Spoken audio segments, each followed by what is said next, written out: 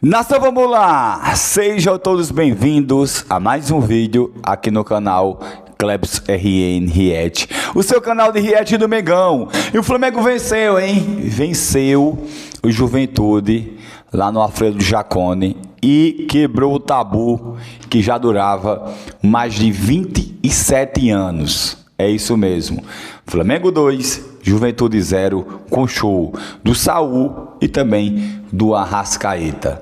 E o pessoal da ESPN debateram, né, sobre esse jogo e ficaram impressionados com o nosso craque. Antes de você ver aí os cortes do programa da ESPN, gente, vem cá. O jogo do Flamengo de hoje, Juventude, não teve transmissão por TV aberta, nem fechada. Foi na Prime Video. Como vários jogos do Flamengo não vai ter. Mas não se preocupe, gente. Eu vou indicar para vocês a melhor plataforma de stream no momento, para você assistir todos os jogos do Flamengo em 2025 e em 2026. É a plataforma da minha amiga Yorli. A Yorli tem, gente, a melhor plataforma de stream no momento.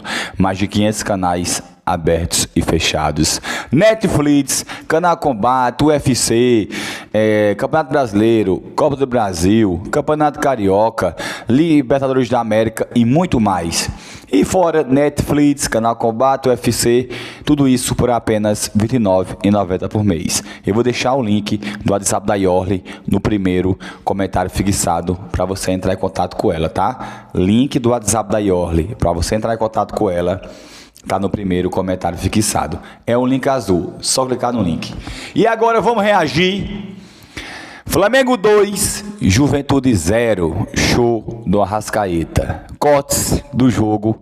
Cortes do programa da ESPN. Olha só. Para Palmeiras, para Cruzeiro, mesmo fazendo boas temporadas, boas campanhas, perseguiu o Flamengo. O Flamengo chega hoje com esses 2 gols a 36 de saldo no campeonato. Flamengo 37 de saldo. Então são 47 gols marcados. Não toma e só 10 sofridos. Então, o que chama mais atenção é um absurdo. 47 gols marcados em 22 jogos ou só 10 sofridos? Para mim é justamente o equilíbrio. Você tem uma defesa muito sólida e um ataque que faz gol de várias maneiras, com vários personagens. Tudo bem que nessa versão artilheira do Arrascaeta ele tem se destacado mais, mas o Pedro, que mesmo não sendo titular em todos os jogos, é o vice-artilheiro, é um time que consegue suprir a ausência do Léo Ortiz, entra o Danilo. A gente não é uma questão a defesa do Flamengo, então é um time que utiliza bem o seu elenco, o treinador potencializa esse talento que tem de sobra em profusão e mostra que mesmo o Flamengo, na liderança, com sobras, com saldo de gols avassalador, ainda tem, esse time pode evoluir. E isso que deve, para os adversários, é um tormento, porque olha para o Flamengo e vê, mesmo num jogo que está desfalcado, sem um jogador-chave como o Jorginho no meio-campo, o Plata voltando ali de seleção, mais desgastado, e o Flamengo vence de uma maneira, com autoridade, com mais posse fora de casa e quebrando um tabu. E assim, jogou o Alan e jogou o Saul. Normalmente Saul e Jorginho. Isso. Daqui a pouco tem o Pulgar de volta. Aí joga o Pulgar e Saul. Que era o cara de equilíbrio do time, o Flamengo tem mais gente do que a gente não sente falta. Tem mais gente do que Wagner, mas um nível muito alto. 47 em 23 dá mais de 2 gols 22. por jogo. Em 22 dá mais de 2 gols por jogo.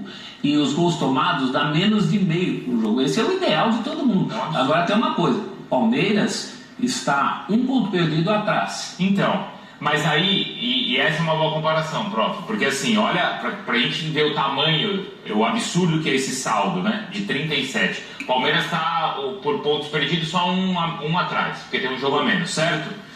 O saldo do Palmeiras é de 15. Então, O do Flamengo é de 37. mas o campeonato é em pontos corridos. Não é de Se o saldo. Palmeiras der o salto no confronto direto, por exemplo, claro que o água vai rolar. Mas tem um jogo de confronto direto. No Rio. Então tem um componente aí, um componente até que a gente fala mais em mata-mata, né? Numa noite ruim, numa tarde ruim. Por enquanto, o campeonato tem esse componente de mata-mata, porque o Palmeiras também está muito bem. A atuação do Palmeiras contra o Internacional, o Palmeiras é um time cada vez mais equilibrado. Ele não era ao longo da campanha, não tanto quanto o Flamengo. Mas o momento do Palmeiras é um momento de equilíbrio também. Fora o Cruzeiro correndo por fora, eu acho que já fica mais difícil para o Cruzeiro. Porque essa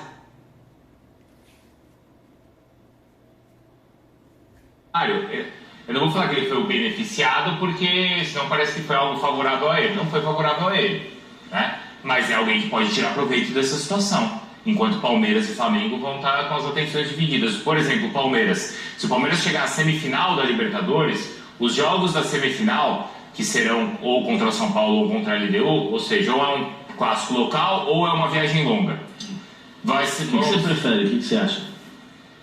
No jogo do Palmeiras? Você prefere LDU ou eu acho que o Palmeiras enfrentar o São Paulo é pior. Você acha? Assim como pro São Paulo enfrentar o Palmeiras. Também é pior. E tem o River antes. Então, mas é aí que eu vou chegar. Tem o River e tal, mas se no melhor dos mundos o Palmeiras passar, ele faz os jogos da semifinal da Libertadores entre os confrontos contra Cruzeiro e Flamengo. Ele vai ter que fazer uma opção, né? De força, de Enquanto o Cruzeiro está só assistindo o Palmeiras e o Flamengo na Libertadores. Não, e tem, desculpa, Zé, tem a diferença que hoje o Flamengo, com essa solidez, com o repertório que tem, com jogadores como o Carrascal se ambientando, criando ainda mais profundidade de elenco, o Flamengo pode se dar o luxo não só de poupar, porque tem muito elenco, mas também de não precisar fazer jogos perfeitos para se manter na liderança, porque de certa forma o time do Flamengo consegue dosar bem a posse de bola, controlar os seus adversários.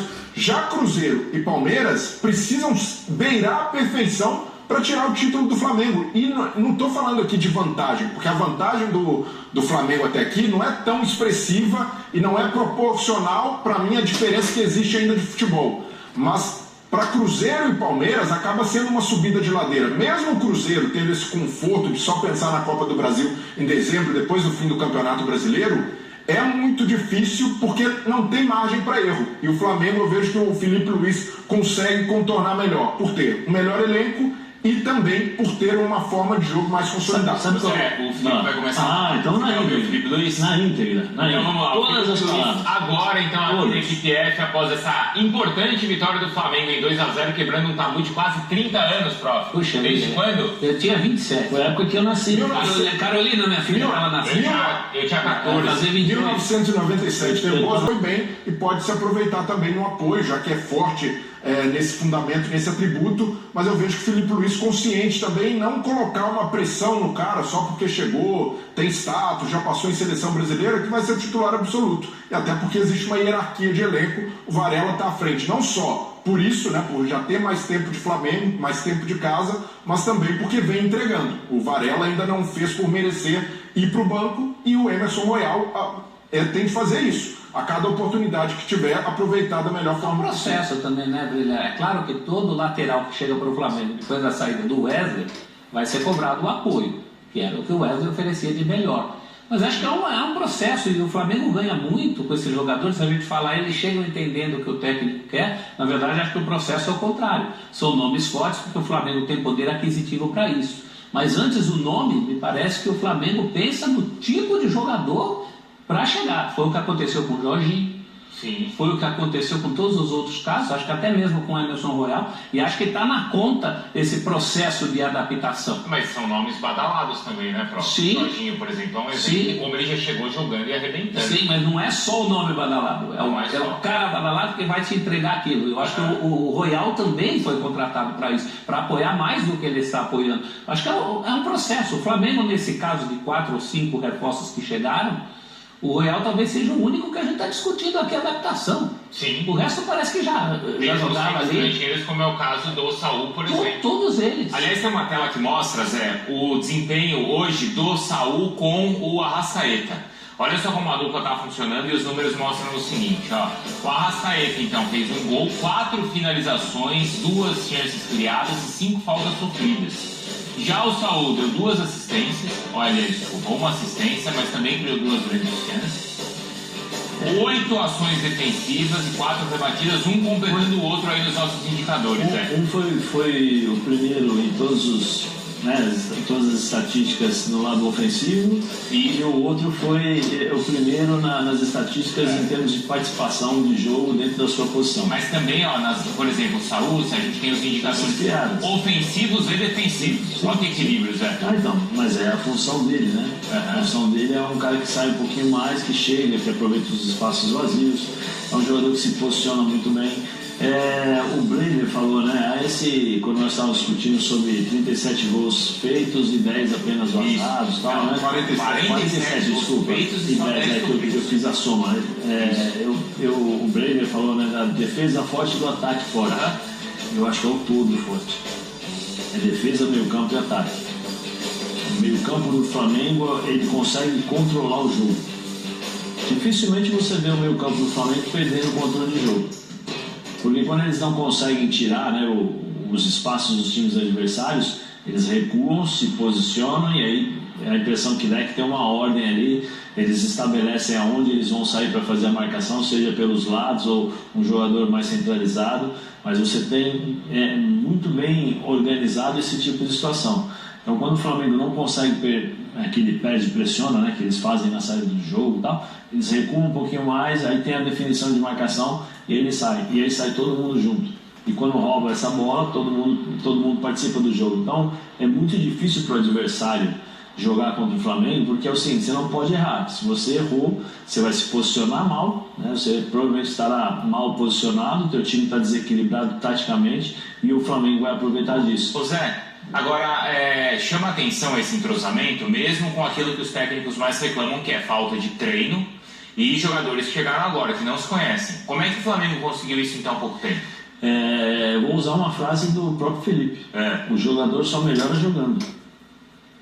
Se você observar o primeiro jogo do Saúl, do Flamengo... O jogador bom ajuda, né? O jogador, isso eu ia terminar. Né? Ele ia terminar assim, se você observar o time, o Saúl, quando ele jogou a primeira vez, se não me engano, foi no Maracanã, que ele entrou no segundo tempo, um pouco pesadão e tal. Se você observar a evolução dele, a evolução contínua é uma evolução junto com o time. Né? Por quê? Porque você conhece, primeiro, é um time que joga 2 toques. Você não tem um cara que no meio campo carrega a bola. Você tem os caras de lado de campo, que aí é uma coisa que o próprio time provoca isso do 1 contra 1 para abrir os espaços do meio campo, porque você dá a bola no Samuel Lino, vem o lateral, vem o volante e o zagueiro sai, né, para fechar. Isso, do outro lado. Então o que acontece? Aí você gera o espaço no meio campo, aí você toca a bola para trás, aí o Saúl vai lá e inverte de primeira dentro da área para o Pedro finalizar. Ou seja, são todos mecanismos automatizados, mas muito pela qualidade dessa equipe do Flamengo.